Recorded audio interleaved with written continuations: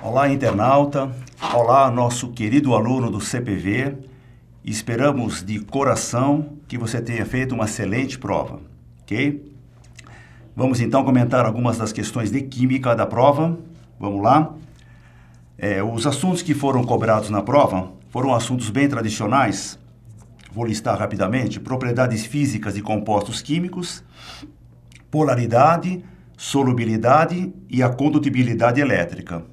Foi cobrado ainda pH, mistura de soluções, ligações químicas, iônica covalente metálica, constante de equilíbrio, energia de ativação, meia-vida, eletrólise, os indicadores, reação de neutralização ácido e base, reação de precipitação e reconhecimento de grupos orgânicos funcionais. Vamos então fazer um comentário de cada uma das questões, ok? Primeira questão falava a respeito de um sólido branco com algumas propriedades. Primeiro falava que o sólido era solúvel em água. Aí já descartava platina e polietileno.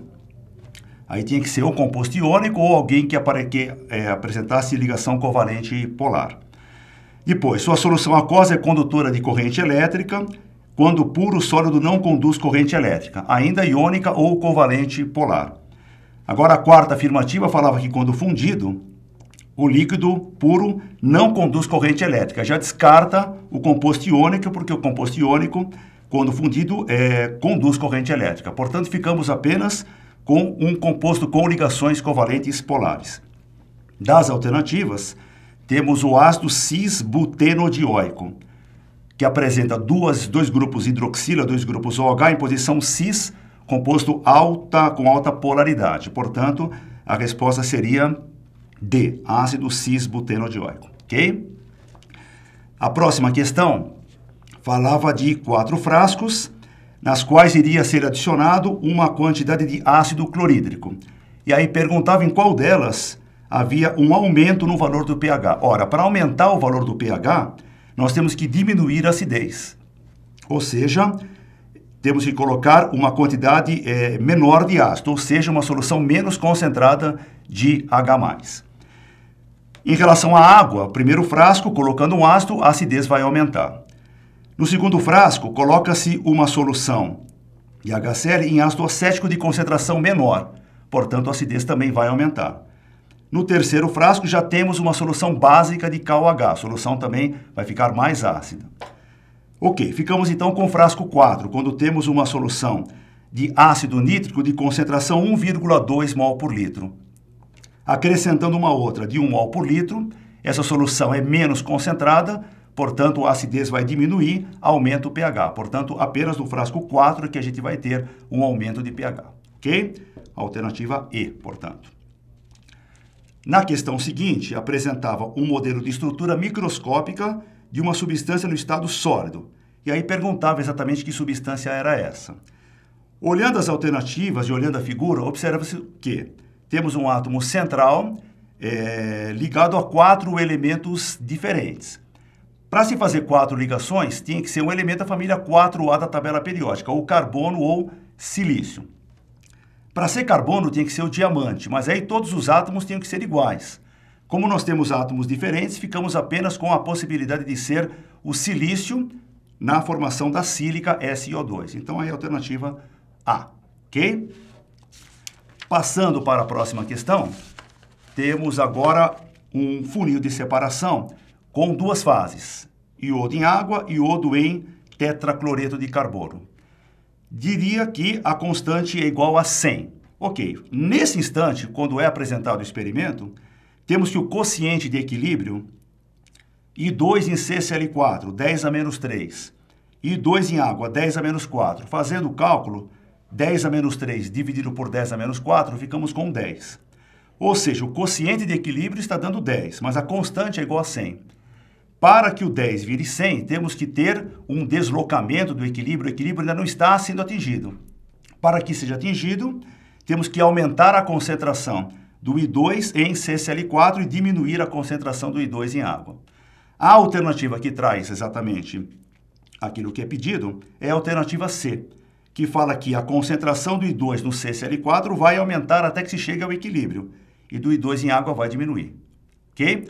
A constante de equilíbrio é 100, o quociente é 10, temos que chegar do 10 ao 100, o sistema ainda não está no equilíbrio, vai caminhar ao equilíbrio, segundo a alternativa C, ok?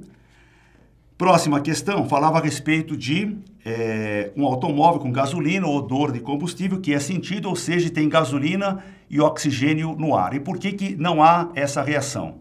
A reação não acontece porque não há energia suficiente para que ela seja iniciada. Ou seja, o contato com gasolina e oxigênio puro e simples não faz com que haja combustão. É necessário uma energia mínima.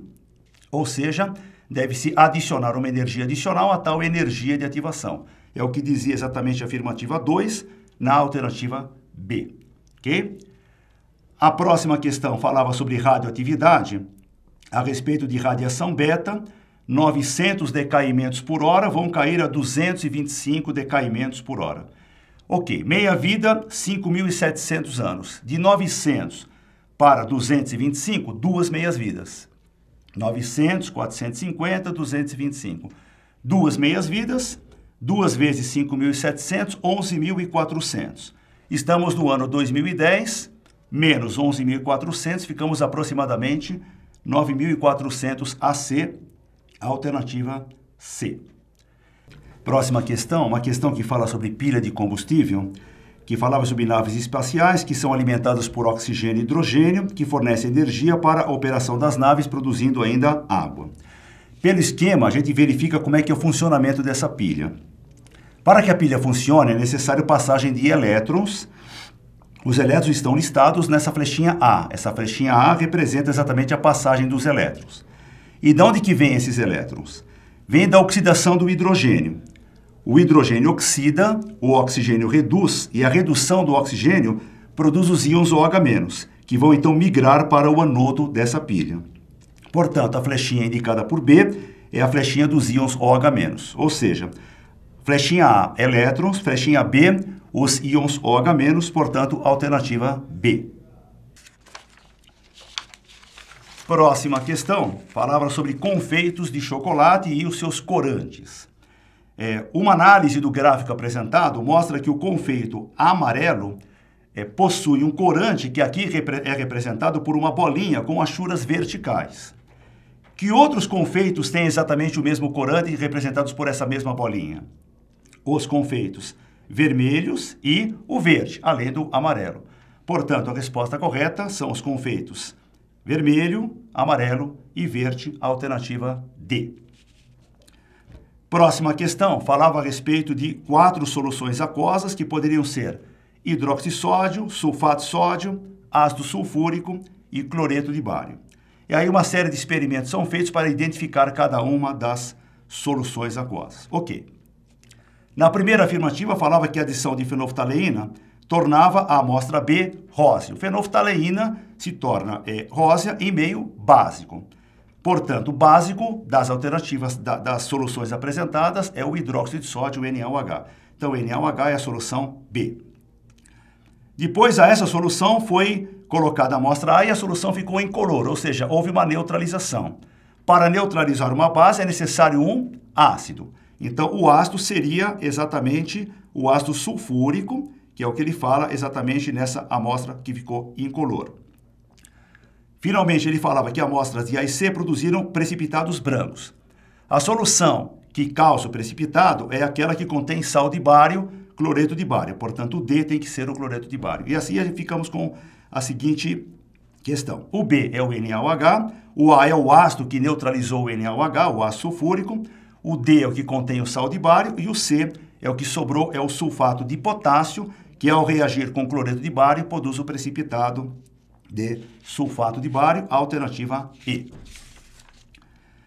E a última questão falava a respeito do vírus, né, da gripe suína, e apresentava 2 estruturas.